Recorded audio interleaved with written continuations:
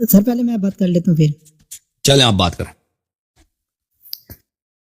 First of all سر پہلے تو ماشاءاللہ جو آپ نے اللہ تعالیٰ کی وحدانیت پہ بات کی، آپ کے الفاظوں کا چناؤ، میری 27 ایئر اولڈ ایج ہے لیکن ایسے الفاظ میں نے کبھی نہیں سنے ماشاءاللہ.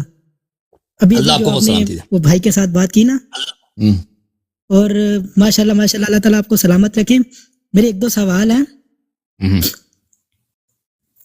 میرا پہلا سوال یہ ہے کہ آپ نے نا اپنی کچھ مطلب ایک منتھ پہلے مجلس میں بولا تھا کہ میدان کربلا میں مخالف جو ٹیم تھی یزیدیوں کی، ان میں صحابہ کی مطلب صحابہ شامل تھے. 4 صحابہ کے نام آپ نے بولے تھے، نام نہیں بتائے تھے آپ نے، فگر بولے تھے 4.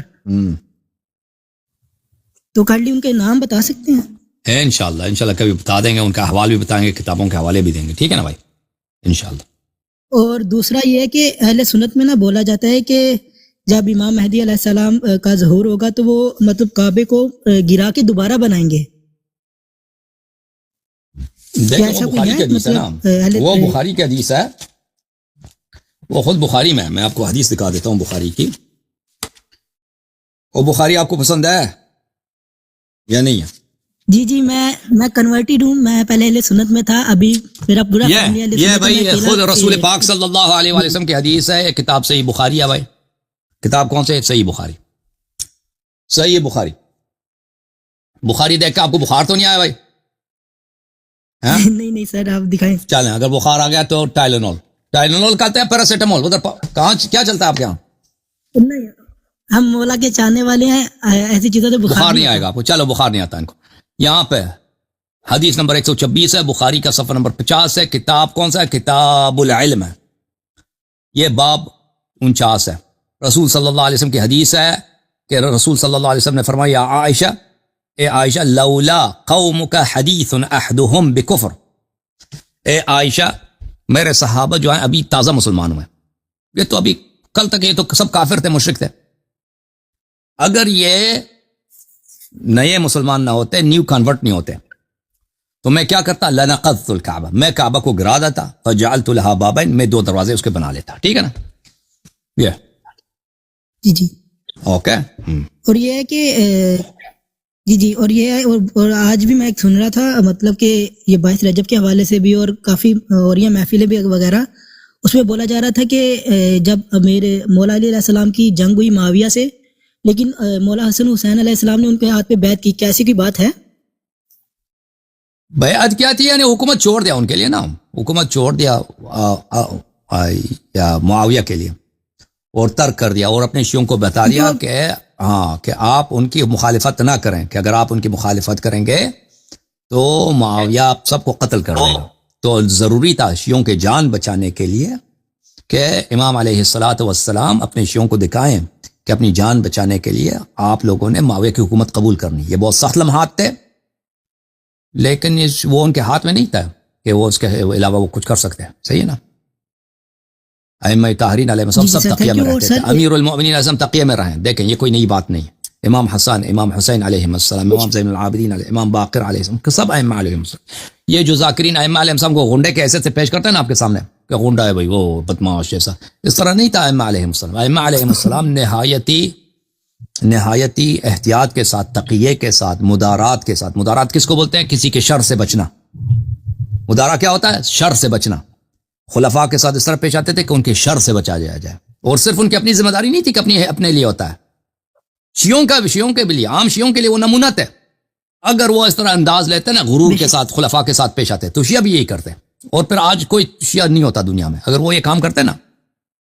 آج دنیا میں کوئی شیعہ نہ ہوتا، آج تک دنیا میں کوئی مومن نہ ہوتا. سمجھ میں آئی نا؟ دین اگر بچی ہے تو تقیہ کی وجہ سے بچی ہے. اور ائمہ علیہ السلام نے عمل سے شیعوں کو تقیہ دکھایا. اس لیے نہیں کہ وہ بزدل تھے، اس لیے نہیں کہ وہ کمزور تھے. ان ظاہری لحاظ سے کمزور تھے، بلا شک ظاہری لحاظ سے، یعنی لشکر، فوج وغیرہ دشمن کے ساتھ ہے، لیکن حقیقت میں وہ قوی تھے. اہل بیت علیہ السلام کے پاس عظمت اور طاقت تھا، ان کے پاس زمین و آسمان کے لشکر تھے. لیکن وہ اللہ تعالیٰ نے ان کو اجازت نہیں دیا تھا کہ وہ اعجاز کے طور پر اور ملائکہ کے لشکر کے ساتھ دشمن پہ غلبہ حاصل کریں. اللہ تعالیٰ نے ان پہ واجب کیا تھا صبر کریں، تقیہ کریں. اور انہوں نے اپنے شیعوں کو بھی سکھایا صبر کریں، تقیہ کریں، جب تک امام عصر علیہ السلام کا ظہور ہوتا ہے. ٹھیک ہے نا؟ تو یہ کسی بزدلی کی وجہ سے نہیں تھا، یا یہ کسی ضعف کمزوری کی وجہ سے نہیں تھا، یا اللہ کے حکم سے تھا. اور دین کو بچانے کے لیے، کہ دین کو اگر بچائے تو کس نے بچایا؟ دین کو اگر بچایا ہے تو تقیہ کی وجہ سے، اہل بیت علیہ السلام نے جو تقیہ سکھایا. سمجھ میں آ رہی نا بات آپ کو؟ جی سر.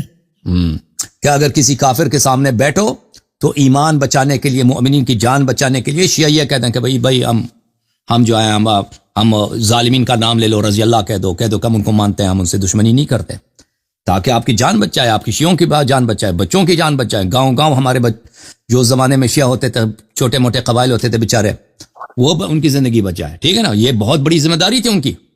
اور ذاکرین اس بات کو سمجھتے نہیں، بیوقوف. وہ سمجھتے ہیں کہ ائمہ علیہ الصلوۃ سجیر باللہ غنڈے تھے، مغرور تھے، مثلا جو ایسے محلوں میں غنڈے ہوتے ہیں نا، اس طرح انہوں نے اپنے لیے ایک رول بنایا ان کے. ہاں، اللہ آپ کو بہت عزت. بے شک ہمارے لیے وہ رول ماڈل تھے اور ہیں بھی سر. اور دوسرا یہ کہ سر آپ دیکھتے ہیں کہ ہر فرقہ والا، سنی، وہابی، دیوبندی ایک دوسرے کو کافر کہتے ہیں، لیکن اوپنلی نہیں بولتے. لیکن جب فقہ اہل تشیع کی بات آتی ہے تو اوپنلی بولتے جی یہ کافر ہیں. لیکن اس میں کیوں جواب کیوں نہیں دیتا کوئی؟ تو وہ سب تو شیعوں کی تکفیر نہیں کرتے نا، وہ تو کم ہی لوگ ہیں جو تکفیر کرتے ہیں. کرتے ہیں یعنی سب بریلوی شیعوں کی تکفیر نہیں کرتے، وہ بہت کم ہوتے ہیں. یا دیوبندی بھی سب شیعوں کی تکفیر نہیں کرتے. علماء مخالفین کی شیعوں کی تکفیر کرنے والے بہت کم ہیں. ٹھیک ہے نا؟ تو جو تھوڑے بہت کرتے ہیں ان کے سیاسی اغراض ہوتے ہیں، وہ سیاست کی وجہ سے. کیونکہ عالم اسلام میں تشیع جو ہے ایک بہت سیاسی فورس بن چکی ہے. شیعہ مذہب ایک سیاسی فورس ہے، ایک سیاسی طاقت ہے. حکومتی ایران تشیع کا کارڈ کھیل رہا ہے، اور شیعہ جہاں پر بھی ہیں ان سے ایک افرادی طاقت کی حیثیت سے استعمال کرتا ہے. تو اس لیے دنیا کے مختلف ممالک میں شیعوں کی جو ہے، شیعوں کو دبانا، شیعوں کو نیچے کرنا، یہ بہت سارے حکومتوں کے مفاد میں ہے. تو اس کا طریقہ کار کیا ہے؟ اس کے بہت سارے طریقہ کار ہیں، بہت سارے علاج. ایک علاج یہی ہے کہ ان کی تکفیر کر دو. تو شیعوں کی جو تکفیر ہوتی ہے، حالانکہ یہ چاہیے کہ آپس میں بھی ایک دوسرے کی تکفیر کریں نا. تو کتابوں میں تو ہے ان کی تکفیر کرتے ہیں، لیکن سامنے پبلک میں نہیں کرتے. لیکن اوپنلی نہیں کرتے. ہاں، کتابوں میں کرتے ہیں، اوپنلی پبلک میں نہیں کرتے. اس کی وجہ کیا ہے؟ اس کی وجہ یہ ہے کہ پھر وہ ان کے لیے نتائج بھگتنے پڑیں گے نا. لیکن شیعوں کے لیے یہ ہے کہ گورنمنٹ، جو لوگ تکفیر کرتے ہیں نا، گورنمنٹ ان کو برداشت کرتے ہیں، مختلف جو حکومتیں ہیں ان کو برداشت کرتے ہیں، بلکہ ان انکریج بھی کرتے ہیں. اس کی وجہ یہ ہے کہ خود شیعوں کی اپنی سیاست ہے. خود شیعوں نے، جو ہمارے علماء نے، ہمارے مراجع نے جب تشیع کو ایک سیاسی پارٹی بنا دیا، جب مذہب سے ایک حکومت ہے مڈل ایسٹ میں، وہ شیعہ مذہب سے ایک ہتھیار کے طور پہ، ایک سیاست کے طور پہ استعمال کرتی ہے اس کو. تو لازمی بات ہے کہ دوسرے پر جو آپ کے مخالف ہوں گے، آپ اس مذہب کی وہ مخالفت کریں گے، اور اوپنلی مخالفت کریں گے. اس کی وجہ یہ ہے، اس کی وجہ خود شاہ کے زمانے میں یہ نہیں ہوتا تھا. شاہ کے زمانے میں بالکل یہ تکفیر، کوئی تکفیری گروپ ہو، کوئی تکفیری پارٹی ہو، اس طرح نہیں تھا، کچھ بھی نہیں. تکفیری لٹریچر بہت کم تھا. یعنی آپ اگر 70s میں چلے جائیں، 60s میں چلے جائیں، کوئی کتاب پیمفلیٹ آپ کو مل جائے جس میں شیعوں کی تکفیر ہو، شاید نہ ہو. اگر ہے تو بہت ہی نادر، بہت ہی کم. لیکن انقلاب ایران کے بعد یہ بالکل پوری دنیا میں پھیل گئی ہے آگ کی طرح. اس کی وجہ کیا ہے؟ اس کی وجہ سے آپ کے اپنے علماء، آپ کے اپنے مراجع، یہ انہوں نے شیعہ قوم، پوری دنیا کو شیعہ قوم کا دشمن بنا دیا. اور پھر انہوں نے خود شیعہ مذہب کا دفاع بھی نہیں کیا. ان نامردوں نے، ان بغیرتوں نے پوری دنیا کو ہمارا دشمن بنا دیا، اور خود انہوں نے تشیع کا دفاع نہیں کیا. ان بغیرتوں نے یہ شیعہ مرجعیت کی ہمارے سامنے ان کی غداری، ان کی خیانت ہے. سمجھ میں آ رہی بات؟ نہیں آ رہی آپ کو؟ جی سر، آ رہی ہے. پوری دنیا سے ہماری تکفیر انہوں نے کرا دی، ٹھیک ہے نا، اور پھر دفاع نہیں کیا بغیرتوں نے. یہ آپ کے مراجع، آپ کے آیت اللہ، حجج اسلام، رہبر معظم، ان کا کارنامہ، ان ملعونوں کا کارنامہ. غلط کہہ رہا ہوں؟ نہیں ٹھیک بول رہے ہیں سر. آپ آگے آنے والی نسلوں کو اس کا نقصان اٹھانا پڑ رہا ہے نا. ابھی سے نقصان ہے، اور بالکل بات آپ کی صحیح ہے.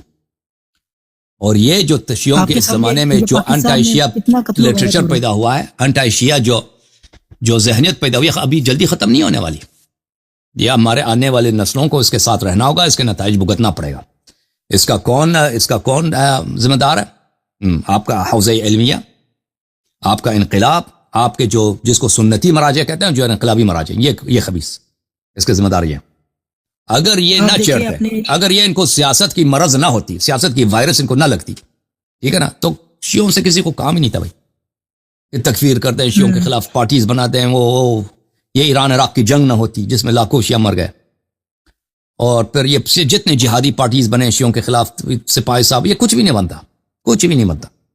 یہ سب شیعہ علماء کے مقابلے میں عکس العمل ہے، رد عمل ہے، ریاکشن. سمجھ میں آئی نا بات؟ آپ دیکھیں نا جی اس قوم کا سب سے بڑا غدار، اس دین اسلام کا، قرآن کا، اہل بیت علیہ السلام کو نقصان پہنچانے والا ابن تیمیہ نہیں ہے، وہابی حضرات نہیں ہے، اسرائیل نہیں ہے. ہمارے مذہب کو سب سے زیادہ جو نقصان پہنچا ہے اور پہنچایا ہے، یا سب سے زیادہ نمبر 1 اس دین اسلام کا دشمن، نمبر 1 2 طبقے ہیں، شیعہ علماء اور جماعت عمریہ کے علماء. یہ 2 طبقے، یہ 2 طبقے، اور اس میں زیادہ ذمہ داری شیعہ علماء کی. یہ خبیث جو ہے، اللہ تعالیٰ ہدایت عطا فرمائے. یہ خبیث، دنیا کے خبیث ترین طائفہ یہی طبقہ ہے. خدا لعنت کرے ان کو. ٹھیک ہے نا؟ یہ ہیں کافر، لیکن ہم ان سے معافی بھی مانگتے ہیں نا. کافر سے بھی معافی مانگی جاتی ہے. کافر سے بھی اگر تلخ کلامی ہو تو معافی مانگی جاتی ہے، تو معافی مانگتے ہیں بھائی. اپنے کافر بھائیوں سے جو حوض علمیہ میں ہیں ان سے معافی بھی مانگتے ہیں، لیکن اس کا مطلب یہ نہیں کہ وہ غلطی پر ہے، نہیں ہے. جی ہاں، اگر تلخ کلامی ہوئی ہے کافر سے بھی تو ہم ان سے معافی مانگتے ہیں بھائی. جو غدار ہے اسلام کے، قرآن کے، اہل بیت علیہ السلام سے، تشیع کے غدار ہیں، ٹھیک ہے نا؟ اگر ان سے تلخ کلامی ہوئی ہے اور اب وہ توبہ کرنے پہ تیار ہیں، ہمارے بھائی بننے کے تیار، تو ان سے ہم معافی مانگتے ہیں. جی سر، اللہ کو عزت دے میرے بھائی. چلے جاؤ، خدا حافظ. بلاول صاحب آ جاؤ، مسٹر بلاول صاحب ہو گئے.